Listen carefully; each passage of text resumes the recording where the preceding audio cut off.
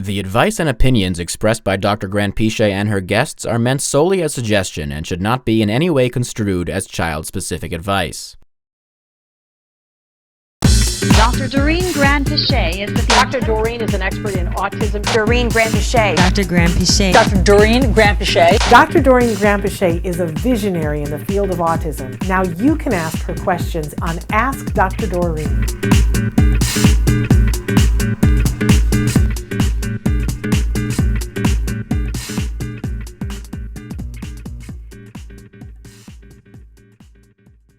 So this first one, my 5-year-old has ASD diagnosis and some language. He regularly hits me in the face. No one else. Our team has told me that he is doing this for my attention and has asked that we put it, quote, on extinction, which I guess means that I'm not supposed to react if he hits me. I'm having a terrible time.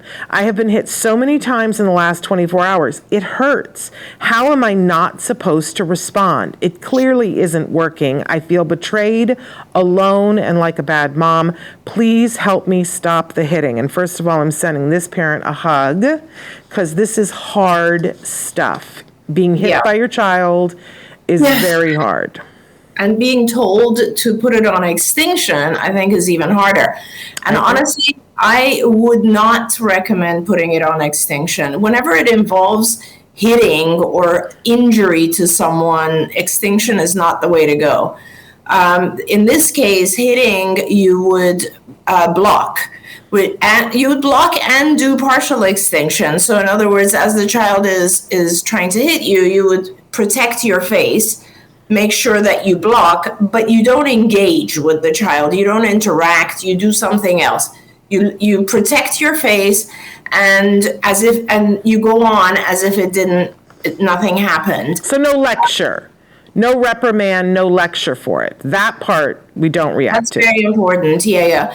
So if you don't mind, Shannon, I kind of want to go back and just define extinction first. Let's do that. Yeah. So, we start out with in ABA, we generally say that every behavior will increase. The whole concept of behavioral psychology has to do with the fact that a behavior will increase if it is followed by a reinforcer.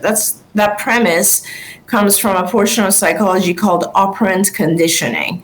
And operant conditioning essentially says any behavior that is followed by a reward or reinforcer is going to increase. Okay, so that's really important to remember as we're talking about extinction. Now, you have to realize that when we talk about reward or reinforcer, these are not necessarily the things that people think are just reward. They're not the traditional rewards, right? We talk about rewards I don't know, maybe a good job, that's a reward, or maybe, hey, I'm going to buy you a toy, or I'm going to buy you a cookie, or whatever it is.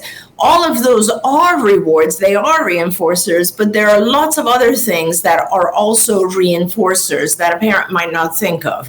For example, if you're placing a demand on a child, if you're saying, I need you to clean up your room, and then they hit, or they do any kind of behavior, like they scream or they complain or whatever, and you back off, you backing off is a reward.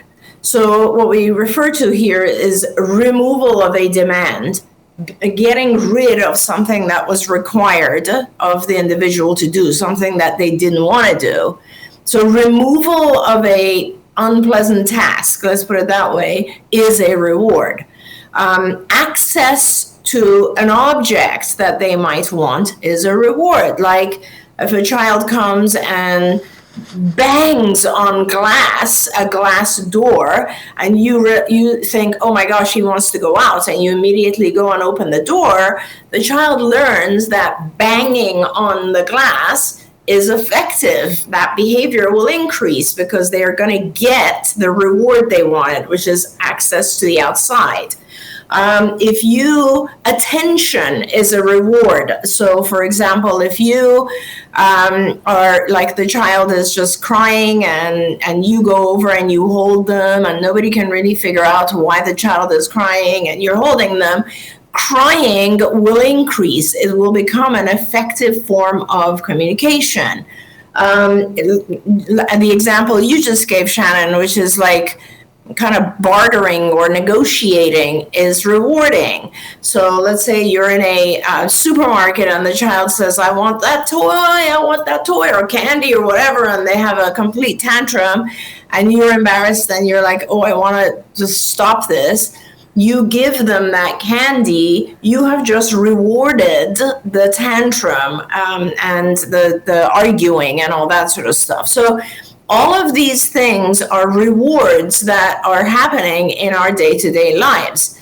When we talk about extinction, and this is what's hard with extinction, is that the goal is, first you have to figure out what was the child trying to communicate with that challenging behavior. So whatever they were trying to gain out of that challenging behavior is the reward, and that's the thing you don't want to give. So for example, the child is, hitting the glass because they want to go outside. You want to make sure you do not let them go outside. So you are ignoring the specific challenging behavior. And that is what extinction is. You ignore that specific behavior because you're trying to make sure the child understands that specific challenging behavior is not an effective form of communication. And what you try to do is you're trying to replace that with something more adaptive, some form of communication, whether it's touching an icon or giving you an icon or typing or requesting vocally. So, and those are the ones you want to reward, not the ones that are challenging. So it's very, very hard when someone tells you not to give attention, because a lot of times when someone smacks you in the face, they're trying to get your attention. And it's really hard to not give attention to that because you're getting hurt. So really, in this case, what you're doing is you're going to block it because we don't want you to get hurt. And you're just going to make sure that you don't attend to the child at that time. So you're going to block it and just engage in something else. Pretend like you're busy. Pick up a magazine, start reading it. Walk over to the sink and wash your hands. Talk to someone else. Ignore the child during that tantrum, but protect yourself. That's super important. The other thing, sorry, go ahead. No, you go ahead. No, I was just going to talk about the burst, but I can wait. Well, I just wanted to say, I think one of the things that I've been learning over the years that as parents, that the nuance to this that we miss is that, so we're not going to let them, the thing that the child is seeking, we're not going to let them, with the challenging behavior, we're not going to let them have it. But the really critical piece is that outside of this bubble of behavior, that we're going to be able to teach them a way to appropriately get that thing. And I think that's the thing that we as parents miss. And then often people go, well, if they're, if we're trying to teach our child to communicate and all behavior is communication, then why aren't you giving them the reward for it? You are doing that, but in a teaching moment that's outside this challenging behavior moment. So I just wanted to say that, because I think I missed that for years, that part. No, that, and also, yes, you have to practice those forms of communication separately, the appropriate ones, but you also want to make sure that you use those other more appropriate forms of communication when the behavior occurs. So somebody had the question, my son squeezes hands of his para teachers or our hands when he gets frustrated and he cannot verbalize it. He has limited speech. Now, this is a really, really good example where parents will try to completely ignore the child when they're squeezing your hand, for example. That is not what I'm saying here. It's very, very important to find out what he's frustrated. That's great. We know he's frustrated. But if he could speak, what would he be saying? Would he be asking for an object? Would he be asking to get out of a situation? What is causing his frustration? This is key because that's the thing we want to teach him to communicate. It doesn't have to be vocal communication. Instead of squeezing, he could give the teacher an icon, a little piece of paper with a picture on it that says what it is that he actually wants. But it is important to find out what the frustration is, because it's going to be different in different situations. Like, he might be frustrated because he doesn't want to do the work they're giving him. He might be frustrated because he doesn't want to go for a walk. I don't know. It's important to first figure out what the all challenging behavior, by the way, you guys, is from frustration.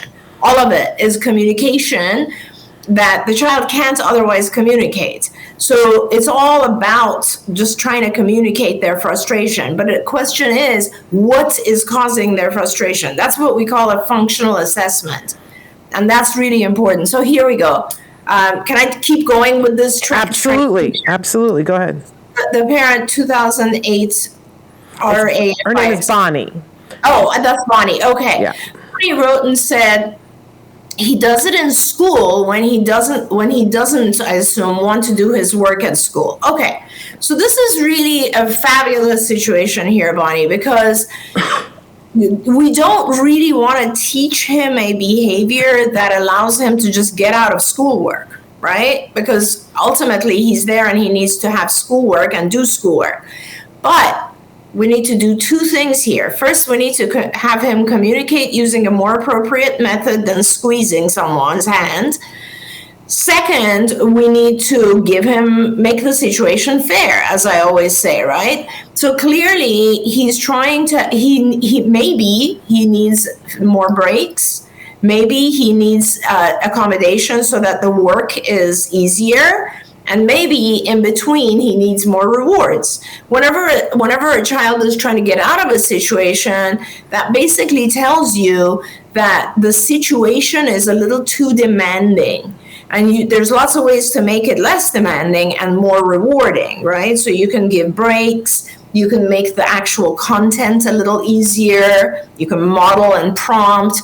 And you can frequently reward and reinforce. So what you do in this case, Bonnie, is you have the teacher or the para actually, every time he squeezes, and also separate from when this happens, they will teach him that a particular icon, like a picture exchange communication icon, like PECs. Every child is different, by the way, as well. He could be taught using PECs. He could be taught using typing. If he vocalizes, they could teach him some vocalization.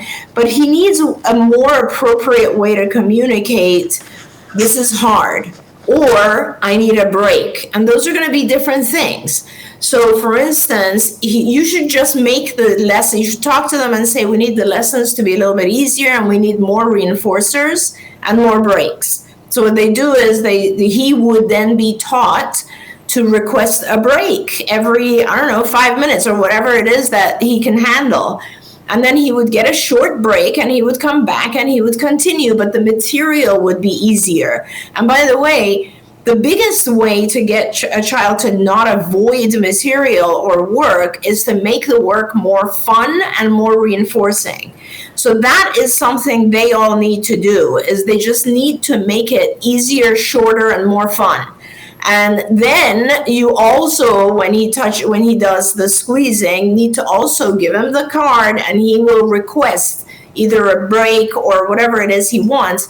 But then the giving the card, as long as it's easier than squeezing, and as long as it's more effective than squeezing. In other words, every time he gives you a little icon, you actually do give him a break.